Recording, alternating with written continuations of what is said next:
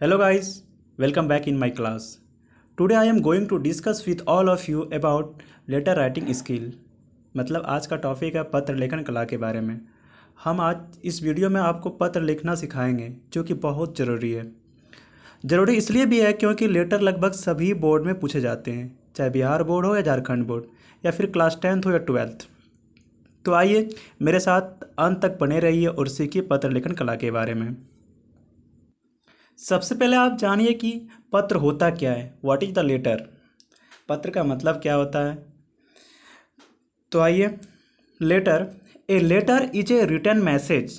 पत्र एक लिखित संदेश है, conveyed from one person to another person, generally via post, जो एक आदमी दूसरे आदमी को कॉन्वे करता है या पहुंचाता है पोस्ट के माध्यम से, पोस्ट के द्वारा।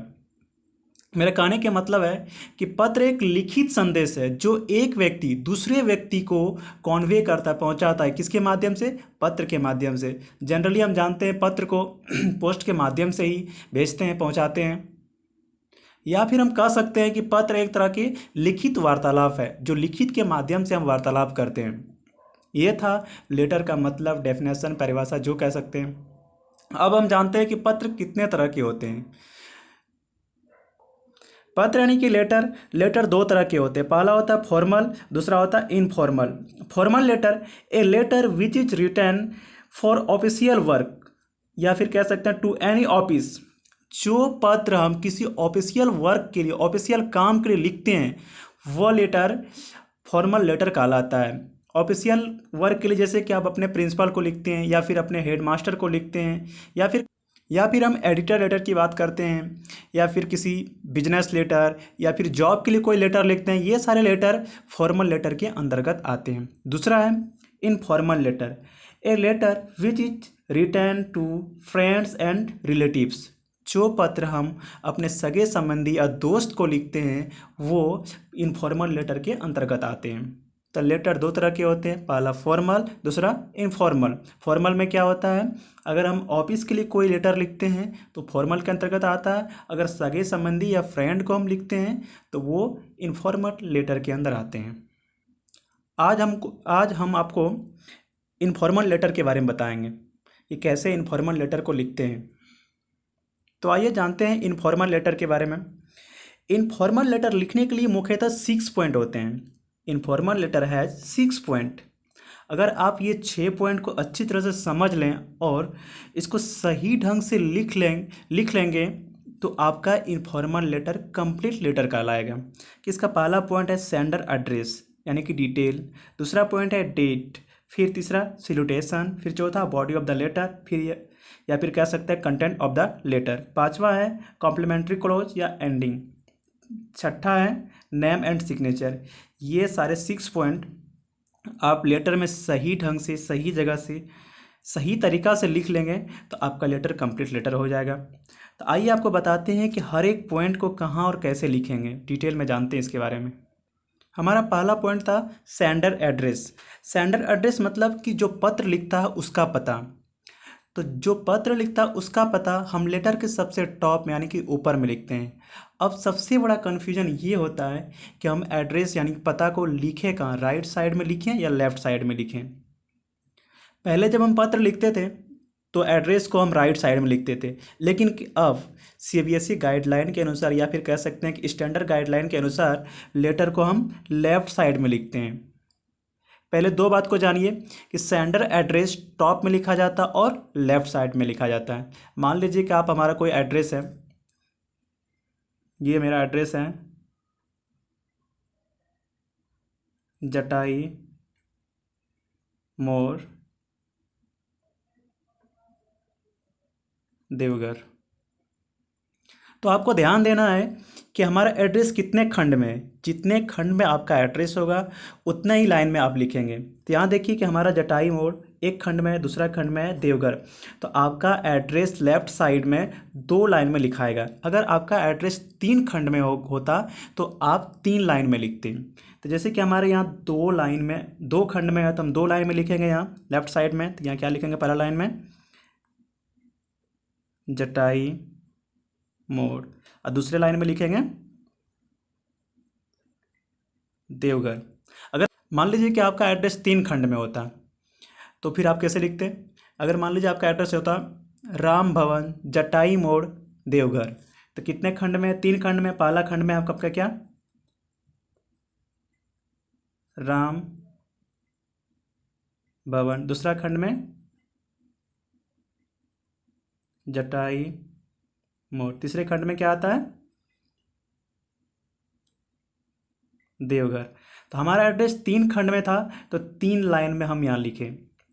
और एक बात, जब हम एड्रेस लिखते हैं तो हम किसी गली, मोहल्ला, गांव, कस्बा, जिला या प्रखंड का नाम लिखते हैं। और जब हम नाम लिखते हैं तो प्रत्येक वर्ड का पहला जो अक्षर होता है वो कैपिटल होता है। तो यहाँ आपने ध्यान दिया होगा कि हम जो भी लिखें सबका, जितना वर्ड लिखें सबका पहला वर्ड कैपिटल लिखें। जैसे यहाँ जटाई मोड़ लिखें, जटाई लिखे हैं तो जे उसका कैपिटल लिखे हैं, फिर एम कैपिटल, फिर इसका टी कैपिटल। यहाँ भी आप ध्यान दीजिए कि जितने वर्ड हैं सबका पहला अक्षर जो है हम कैपिटल लिखे हुए हैं। ये था हमारा पहला पॉइंट, सेंडर एड्रेस कैसे लिखते हैं। दूसरा पॉइंट है डेट। आप पहले यहाँ एक लाइन छोड़ देंगे। इस चीज़ का मतलब आप जानिए कि आपको एक लाइन छोड़ देना है। एक लाइन छोड़ने के बाद फिर आप क्या लिखेंगे? डेट। तो डेट कब का लिखेंगे? जिस दिन आप पत्र लिख रहे हैं या फिर जिस दिन आपका एग्जाम है उस दिन का डेट लिखें। मान लीजिए कि आज का डेट मेरा है 8/9/2020। तो आप लेटर में डेट किस तरह के लिखेंगे? तो अगर आपका ये डेट है तो आप इस तरह से लिखेंगे 8 सितंबर 2020। इस तरह से आप कभी नहीं लिखेंगे। इस तरह अगर आप लिखते हैं तो गलत हो जाता है। अब पूरे तारीख को, महीना को और वर्ष को पूरी तरह से आप यहाँ लिखिए, तब जाके आपका सही होगा। अगर आप इस तरह से 8/9/2020 लिख देंगे तो आपको पूरी तरह से गलत हो जाएंगे। आप इस तरह से लिखेंगे तो सही है। और एक बात, क्या हर एक तारीख के साथ TH लगाएंगे? नहीं, आप हर एक तारीख के साथ TH नहीं लगाएंगे। किसके साथ क्या लगाते हैं वो आपको बता देते हैं, आप याद भी कर सकते हैं। मान लीजिए कि 1 तारीख को हम पत्र लिख रहे हैं तो 1 तारीख रहेगा तो क्या लिखेंगे? फर्स्ट। 2 रहेगा तो सेकेंड, 3 रहेगा तो थर्ड, 4 से लेकर 20 तक में आप TH लगा देंगे। उसके बाद फिर आप 20 के बाद 21st, 22nd, 23rd, फिर 24 से लेकर 30 तक आप TH लगा देंगे।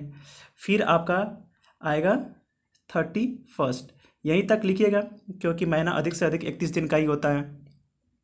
ये था आपका डेट लिखने का तरीका। अगर मान लीजिए कि आपका एग्ज़ाम नेक्स्ट ईयर 3 मार्च को होता है तो उसको आप कैसे लिखेंगे? आप लिखेंगे 3 मार्च 2021। ये आपका सही तरीका है। अब ऐसा नहीं लिख दीजिएगा कि 3/3/2021, ये गलत है। डेट लिखने के बाद फिर आप एक लाइन छोड़ेंगे। ये साइन हम दे दिए, आप एक लाइन छोड़ देंगे। फिर तीसरे नंबर में आता है सैल्यूटेशन।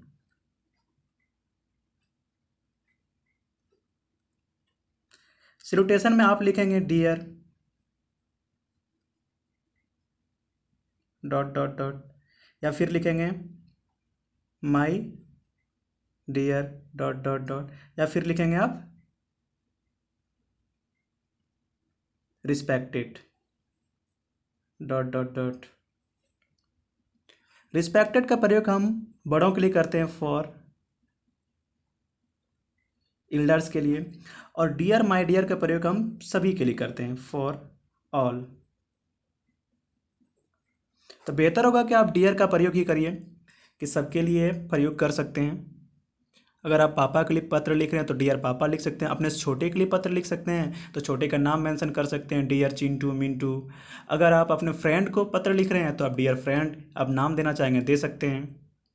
अगर मान लीजिए कि आप अपना पत्र में सैल्यूटेशन में माय डियर का प्रयोग करना चाहते हैं तो बेशक करिए। तो अगर मान लीजिए आप लिखना चाहते हैं माय डियर फ्रेंड राज, लेकिन कि ये इतना बड़ा लिखना ज़रूरी नहीं है। आप सिर्फ डियर का प्रयोग कीजिए, और अगर फ्रेंड राज को लिख रहे हैं डियर राज लिखिए।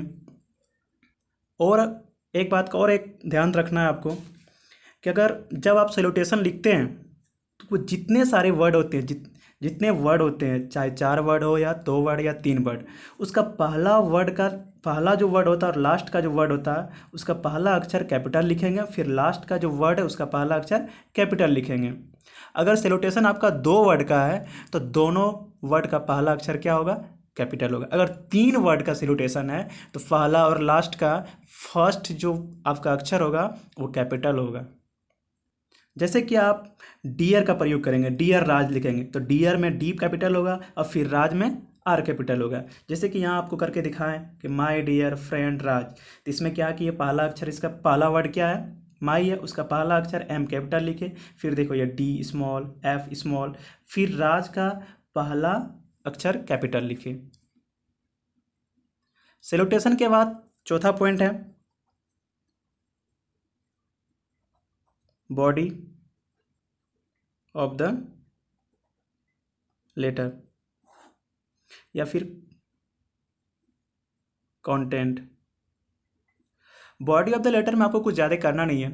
जो आपको क्वेश्चन में दिया रहेगा, जिसके बारे में आपको पत्र लिखने को कहा जा रहा है, मान लीजिए कि आप अपने पापा को पत्र लिख रहे हैं, उनसे कुछ पैसा मांग रहे हैं कि अगर हमको बुक खरीदना है या फिर नोट्स खरीदना है, तो वो चीज़ आप बीच में मेंशन कर दीजिए। फिर पांचवा आता है कॉम्प्लीमेंट्री क्लोज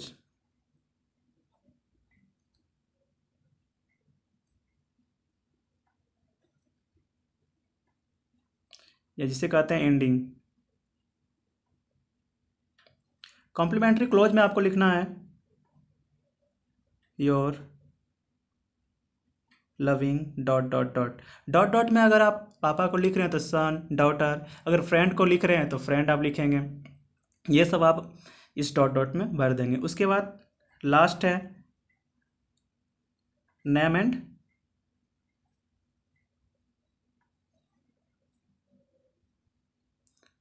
एंड सिग्नेचर। तो योर लविंग के बाद अब उसके नीचे लिख देंगे अपना नाम, जो भी है ABC या फिर XYZ। ये आपका .5 जो है कम्प्लीमेंट्री क्लोज और 6 ये भी लेफ्ट साइड में ही लिखाएगा। ये था फॉर्मल लेटर का वो 6 पॉइंट, आपको उसके बारे में बता दिए किसको कहाँ और कब लिखना चाहिए। आइए आपको एक इनफॉर्मल लेटर का, ये था इनफॉर्मल लेटर का वो 6 पॉइंट जिसके बारे में आपको बता दिए कब और कहाँ और कैसे लिखना चाहिए। आइए आपको इनफॉर्मल लेटर का एक ढांचा तैयार करके देखते हैं, इस 6 पॉइंट को कैसे सजा के लिखेंगे सही तरीक़ा से। ये तो आपको समझाएं रफ में, तो आपको आप एक फॉर्मेट बना के देते हैं, उस फॉर्मेट को आप देखिए। इस फॉर्मेट में उसी 6 पॉइंट को मेंशन किए जो आपको पहले बताएं। तो देखिए पहला पॉइंट क्या था? सेंडर एड्रेस, तो यहाँ आप सेंडर एड्रेस लिखे। उसके बाद इस चिन्ह का मतलब तो आपको बताएं कि एक लाइन छोड़ देना है, आपको ये चिन्ह अपने कॉपी में नहीं देना है, ये सिर्फ आपको समझाने के लिए हम यहाँ बताएं। एक लाइन छोड़ने के बाद क्या था? डेट, जैसे आपको डेट बताए वैसे यहाँ देखिए लिखिए हैं। उसके बाद सैल्यूटेशन में डियर, जिसको आप लिख रहे हैं पापा मम्मी फ्रेंड या फिर अपने से छोटे को लिख रहे हैं, उसका नाम यहाँ मेंशन कर सकते हैं। और आप चाहे तो आप हर लेटर का स्टार्टिंग इस तरह से कर सकते हैं, जैसे हमने किया यहाँ I am quite well hair with my study and health. मैं यहाँ ठीक हूँ, या फिर कह सकते हैं मैं यहाँ बिल्कुल ठीक हूँ अपनी पढ़ाई और स्वास्थ्य के साथ। I I hope that you will be also be well there by the grace of God. आप भी वहाँ भगवान की कृपा से ठीक ही होंगे। उसके बाद आता है body of the letter. Body of the letter में तो आपको बताएं कि आपको ज़्यादा कुछ करना नहीं है, जिसको आप लेटर लिख रहे हैं, जिस पर्पज़ से आप लेटर लिख रहे हैं उस चीज़ को यहाँ मेंशन कर दीजिए।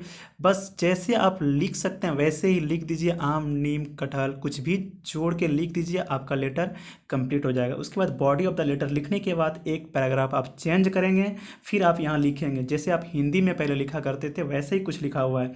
Rest is okay, please say my प्रणाम to the elders and sweetest love and affection to the children या यंगर्स। दोनों में से आप एक ही लिखेंगे। इसका कहने का मतलब है कि बाकी सब ठीक है, बड़ों को मेरा प्रणाम कहिएगा और छोटों को मेरा प्यार। फिर आपको एक लाइन छोड़ना है, यहाँ देखिए एक लाइन छोड़े हैं, ये चिन्ह दिए हैं। फिर एक लाइन छोड़ने के बाद लिखना विथ बेस्ट विशेष या फिर रिगार्ड्स। अगर आप छोटे को लिख रहे हैं तो आप लिखिएगा विथ वेस्ट विशेष, अगर बड़ों को लिख रहे हैं लिखिएगा विथ वेस्ट रिगार्ड्स। फिर आप एक लाइन छोड़ेंगे, उसके बाद लिखेंगे your loving son daughter friend. अगर आप अपने पापा मम्मी को लिख रहे हैं तो उसके अनुसार से हो गए सन डॉटर। अगर आप अपने दोस्त को लिख रहे हैं तो फ्रेंड। उसके बाद अपना नाम लिखेंगे। अगर क्वेश्चन में नाम दिया हो तो उसके अनुसार से अपना नाम लिखेंगे। अगर नहीं दिया हो और अपना नाम भी नहीं लिखना चाहेंगे तो आप ABC या फिर XYZ भी लिख सकते हैं। ये था इनफॉर्मल लेटर का फॉर्मेट। इस फॉर्मेट के माध्यम से एक कमज़ोर से कमज़ोर विद्यार्थी भी इनफॉर्मल लेटर अब लिख सकता है। आपको कुछ नहीं भी आता है फिर भी आप इस फॉर्मेट को देख के आपको सिर्फ एक बॉडी ऑफ द लेटर में कुछ भी जोड़ के लिख देना और बाद बाकी हूबहू यही लिख देना, चाहे कोई भी इनफॉर्मल लेटर हो।